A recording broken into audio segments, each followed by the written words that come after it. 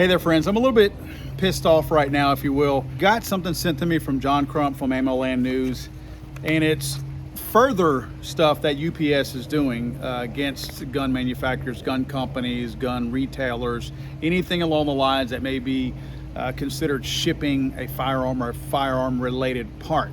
Now, clearly these people have exposed themselves as being anti-gun. They don't want your business. They don't want firearms manufacturers' business. They don't want shipping companies' business.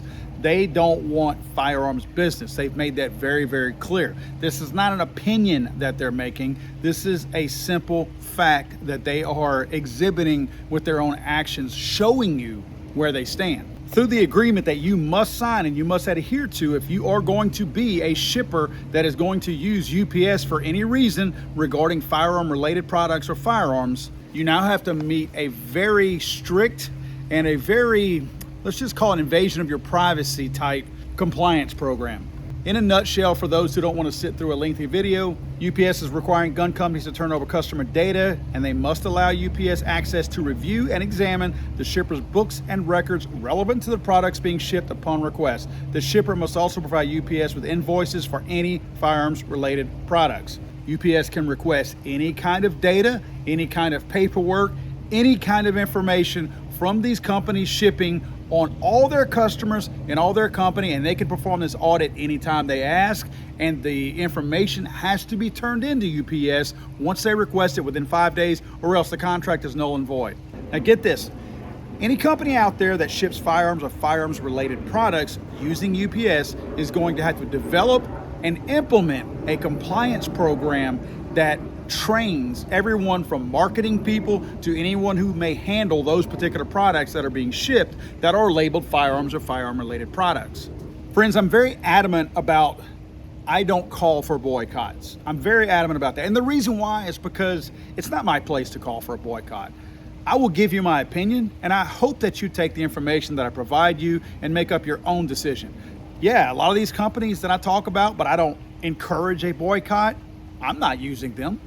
I simply make that decision that they're not a good company for me. I'm not spending my money with them. I'm not going to let them share my profits with the rest of their company if they are anti-gun people. But in most cases, it's their opinion, their slant against the Second Amendment is the reason why I don't call for a boycott. You know what? In this case, I'm pissed off. Stop using UPS. This is not a boycott. Just stop using them. This is not because I don't agree with their opinion. It's because their policies are wrong, their policies are unconstitutional, and their policies are very obvious that they don't want your money. They're not asking you to comply with these rules because they still want your business because they're trying to do some kind of good.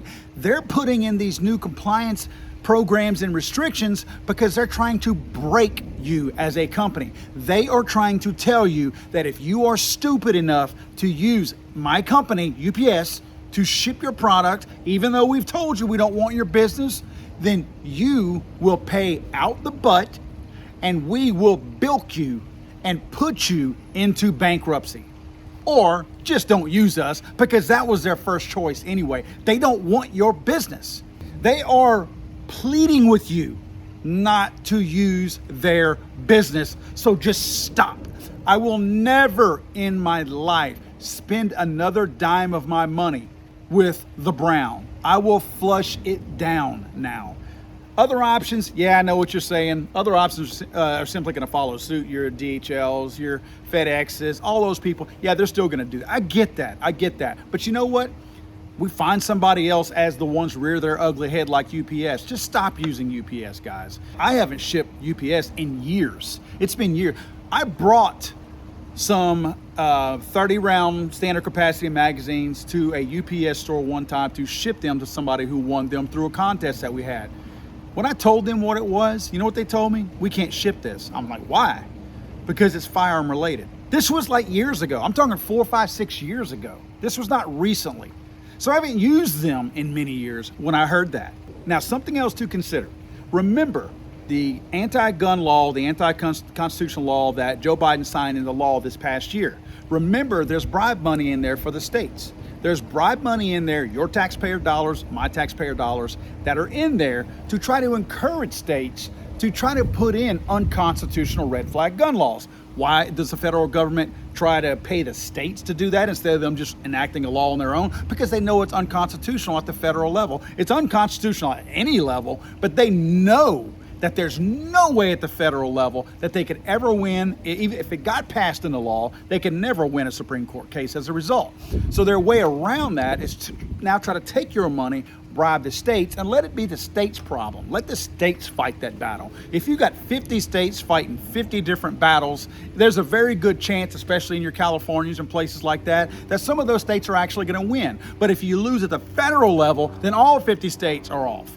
So this is their way to try to get some control out there. So what scares me is now that we have the federal government taking your money and my money and bribing these states, and now we have companies like UPS who are carrying the federal government's water and doing their bidding. Now we have that open risk out there that at some point, whenever they want to determine if you have unstable behavior, is not up to par, seems suspicious, now they're going to be able to utilize companies like UPS who will gleefully turn this stuff over to these states and allow them to use them as documents in there to force a red flag gun law onto somebody. Don't think that this information isn't going to go there, because look, this is a private company. Yeah, I get it. They're private. They can do whatever they want with all the information they have, but they make it very clear in this document that they can do whatever they want, and they have no outlines whatsoever specifying how they intend to guard or keep secret your personal information. Because let's remember,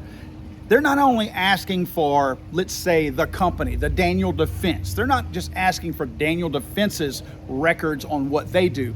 They are specifying in there that they want Daniel Defense's records, and I'm using Daniel Defense as just an example, all gun companies, but they're asking for Daniel Defense's records and all their customer records. So your records are going to be a part of what gets turned in with Daniel Defense. That includes where you live, what you do, any kind of payment information that went along to Daniel Defense to purchase whatever you purchase. So let's use Palmetto State Armory as a better example, because they are strictly an online retailer. So now if they do that to Palmetto State and they tell them, look, we need to have all this information on Paul Glasgow. Now they're going to have all my payment information, which again, it's not encrypted. They're not being held to any account to keep that stuff private.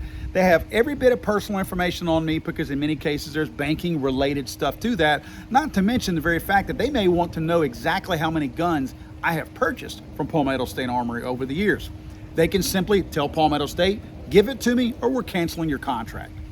That's where we're at, guys. I'm sorry, I thought this was America.